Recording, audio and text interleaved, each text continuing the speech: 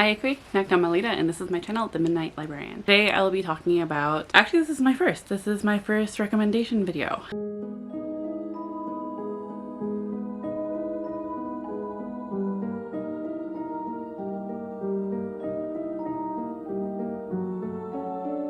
So I will be talking about nonfiction books for the spooky season. So I enjoy reading nonfiction. I didn't for the longest time, and I understand why a lot of people tend to have an aversion to nonfiction.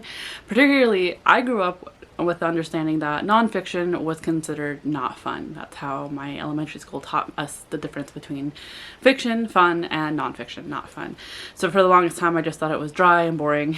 And then after college, I realized my love for little micro-histories, and basically these are just books that are very specific, like the history of tomatoes or something like that. Not that I've read that yet. That's another one I'm interested in, but I also just have like little things that I enjoy doing, or enjoy reading.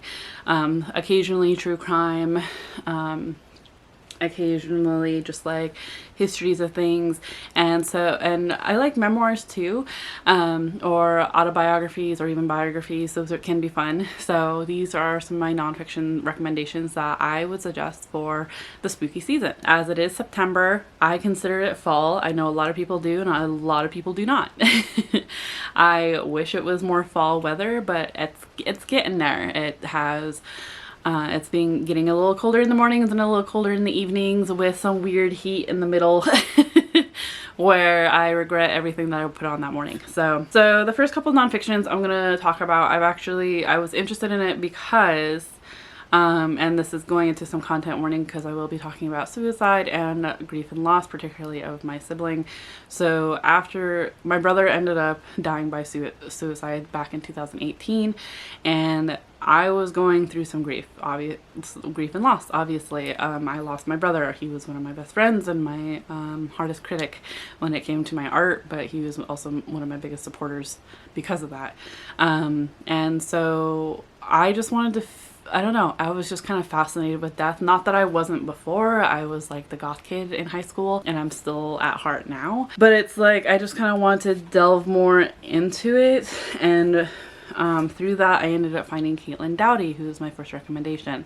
So Caitlin Doughty is a mortician in Los Angeles, and you know, she has a YouTube channel. I'll link her down below if you're interested in checking it out. She actually really likes talking about death. I enjoy her because she definitely tries to fight that taboo that, you know, death is not a polite conversation. It should be more normalized. We should be talking about it with our loved ones, etc. So the first book I found from her was like almost after, like directly after my brother's death, and that is From Here to Eternity, Traveling the World to Find the Good Death. And this is, I believe, her second nonfiction book. And basically that's one thing with nonfiction titles that I really enjoy, is basically the subtitle, if not the title itself, tells you what it's about. So basically Caitlin Doughty travels the world to figure out, or not even to figure out, just to kind of explore death in cultures, in the different cultures. And I really enjoyed this particularly because of all the different ways that cultures celebrate death, or how they handle death, how they handle the bodies of their loved ones who were passed. And that's something that I really enjoyed, particularly after my brother's death, because I mean, the United States has a weird viewpoint on death, and it's a very capitalistic culture, with funerals, memorials, and even burial, and or cremation. So my brother was cremated. We did have a memorial for him. We even had the viewing of the body, and I don't know, it was just very, like, it was fine, but it felt very basic for the United States, particularly because I'm also Indigenous.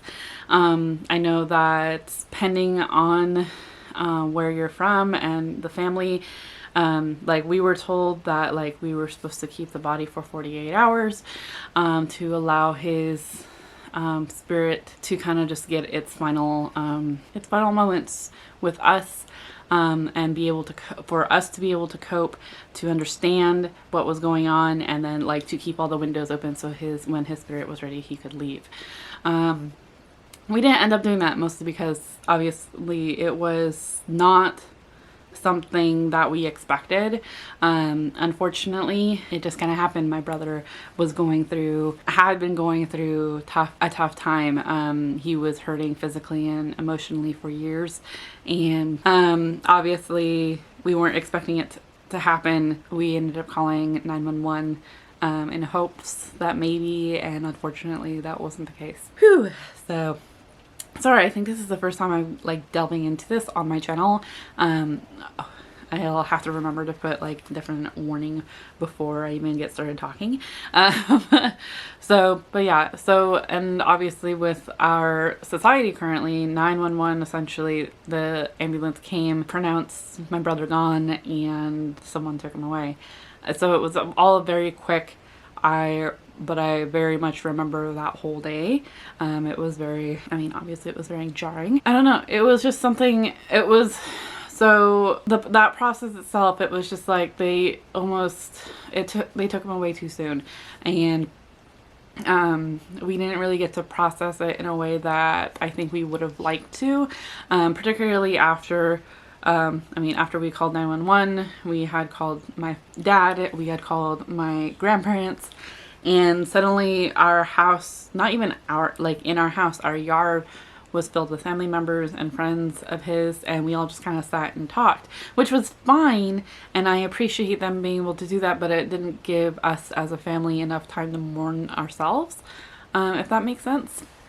So reading this book, I think, was very helpful in terms of like what could have been done, kind of reflecting on it, as well as what I hope to do in the future if something like this happens again, to be able to sit with it a bit more to myself and with my family.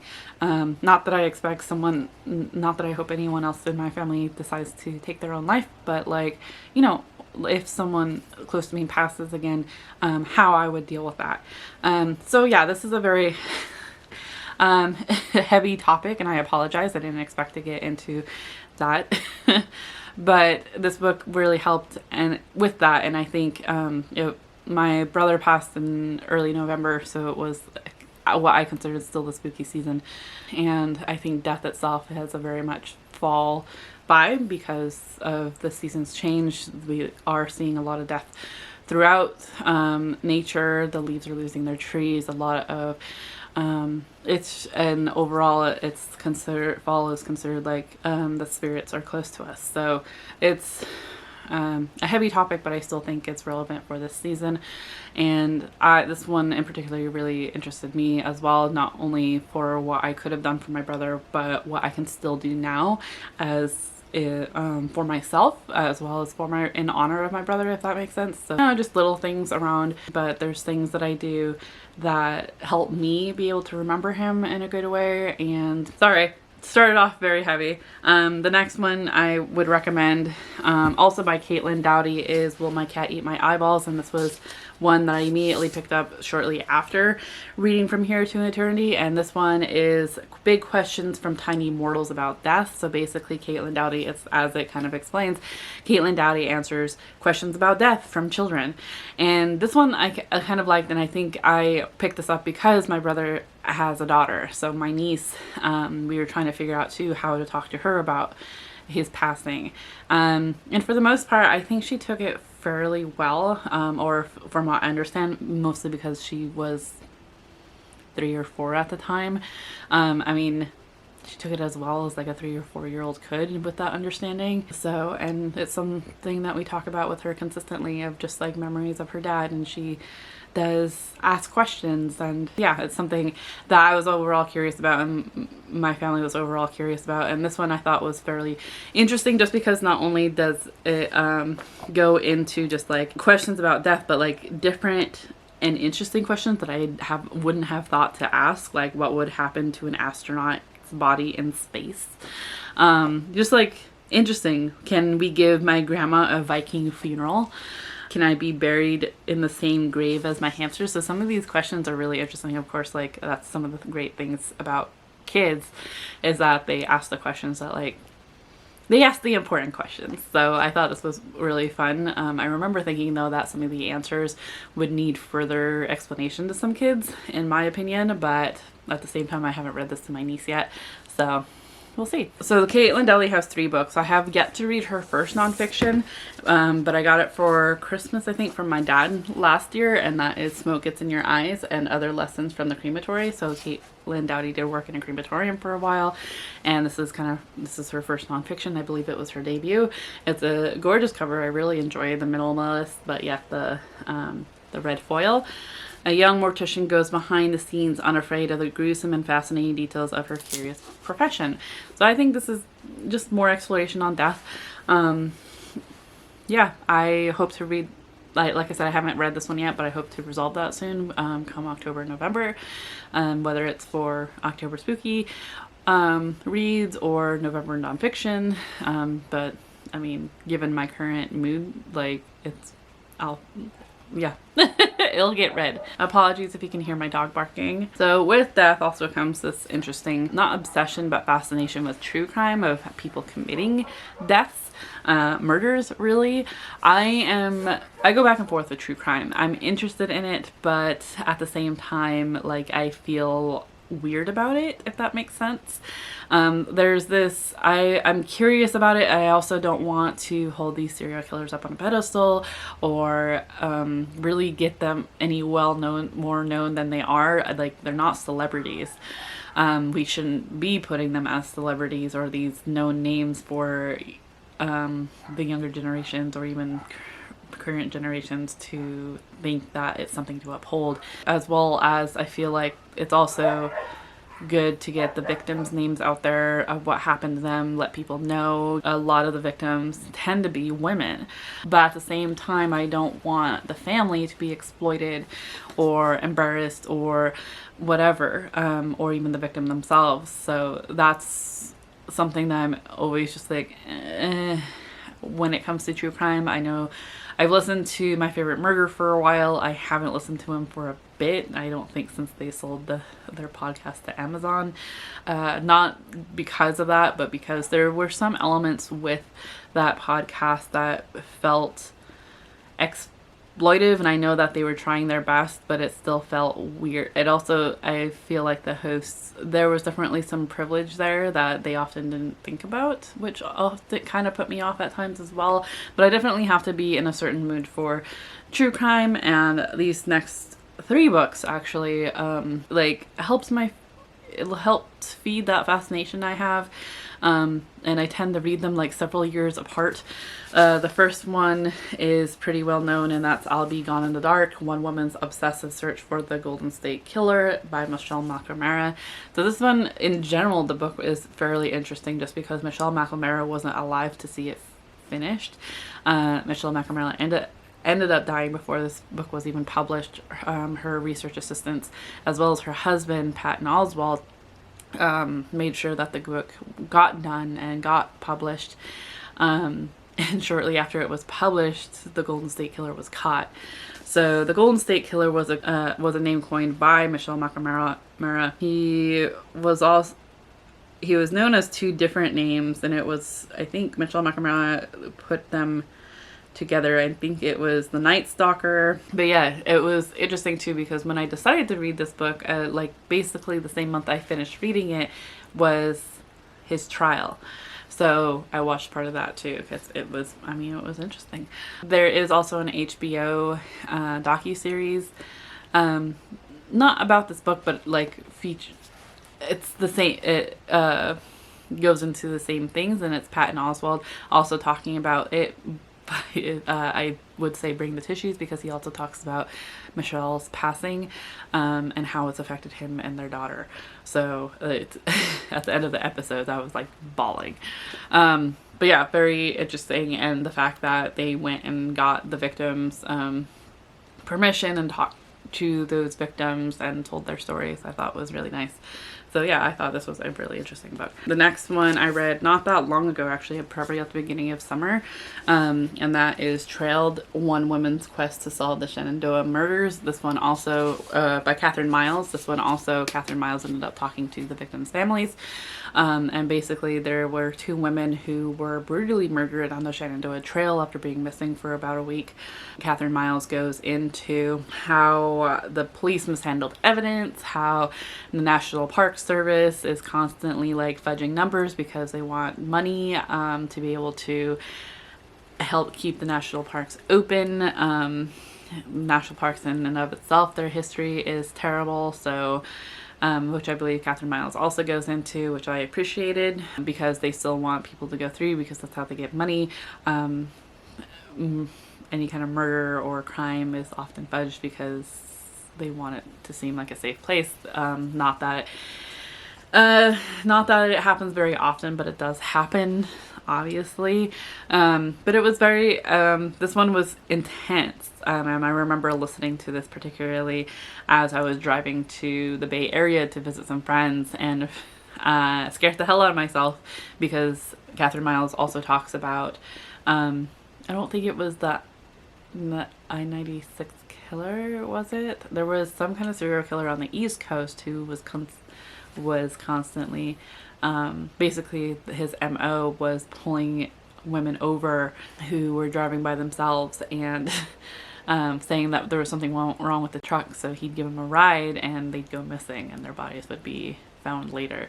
So that scared the hell out of me, particularly because at the same time as I was listening to this and going down to the Bay Area, we had just gotten a warning here locally that there was multiple people. So not only did we got a state of emergency from my tribe, the Yurok tribe, saying to go places in pairs because there was a state of emergency for murdered missing Indigenous women, girls, and Two-Spirit people, because we were having a lot of missing women go missing, particularly Indigenous women, as well as a warning from the county saying that there's been men like boxing women who were driving by themselves and making them pull over and them going missing. So all kinds of freaky shit. I'm never leaving my house. I got to the Bay Area okay, I still got back okay, but this one really kind of scared me.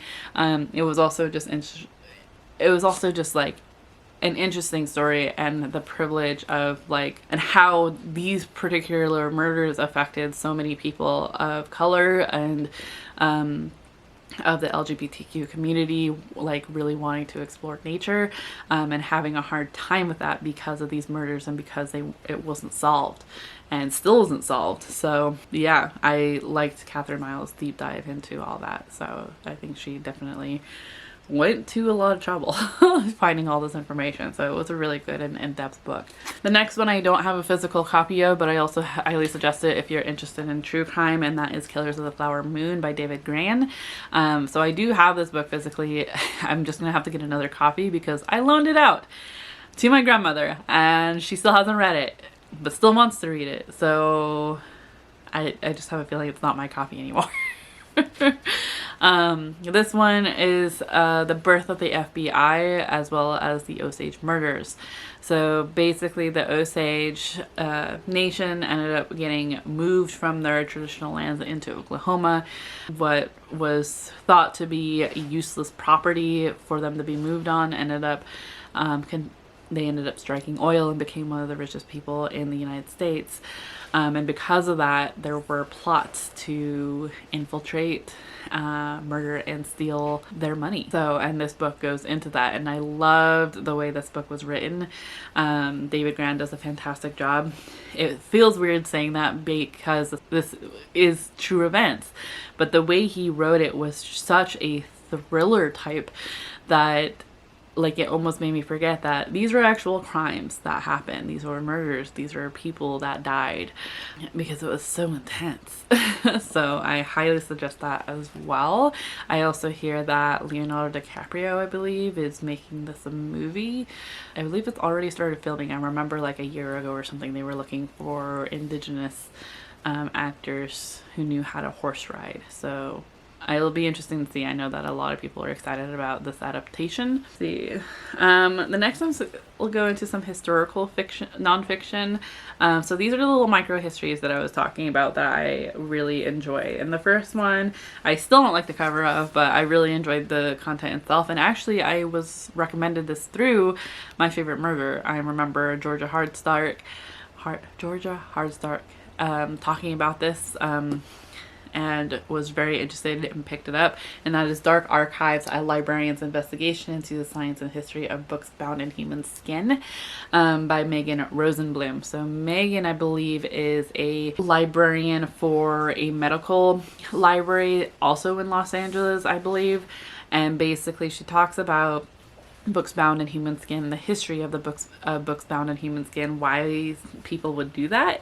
And like I said, I love the in-depth information that she ends up going into, particularly with like resurrectionists, the medical community early on, and how it was pretty hinky, as well as the racism that came with and the classism that came with that medical community, particularly when it came to resurrectionists and needing bodies for anatomists. Yeah, there was a lot that she went into here, and I really appreciated it. Like I said, I'm not the biggest fan of this cover just because it's almost hard to read the yellow on orange, and it's a little clustery in that center. I feel like it could have been done better, but other than that, the content itself is really dark, and of course it's books bound in human skin, so it's like why. And it also goes into the research that Megan is a part of a group that goes and tests books that have been claimed to be bound in human skin just to prove some of it, because there seems to be more claims than there are actual books bound in human skin. So the research group that she's a part of goes and tries to kind of test to see like if it's authentic or not. So I found that part interesting as well. The next one I also do not have I don't have a physical copy of. I hope to get one soon, but that is Rabid, A Cultural History of the World's Most Diabolical Virus by Bill Wasick and Monica Murphy. So this is another little micro history of rabies, which you would think, like, wouldn't think necessarily like spooky season, but in fact, like after finishing it, I thought it was very interesting because it kind of ties into the werewolf monster creature that we tend to think of for Halloween. Murphy and Wasick, sorry, I have paint on my fingers so my phone's not opening.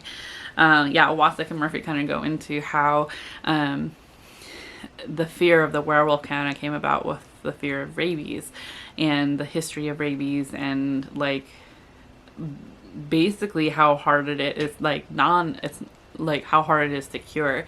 The part that I was particularly really fascinated by not only was the werewolf connection, but also the fact that like one of the few survivors of rabies was actually a local from here. It was a Wiyot tribal member. So I thought that was like, I was just like, what?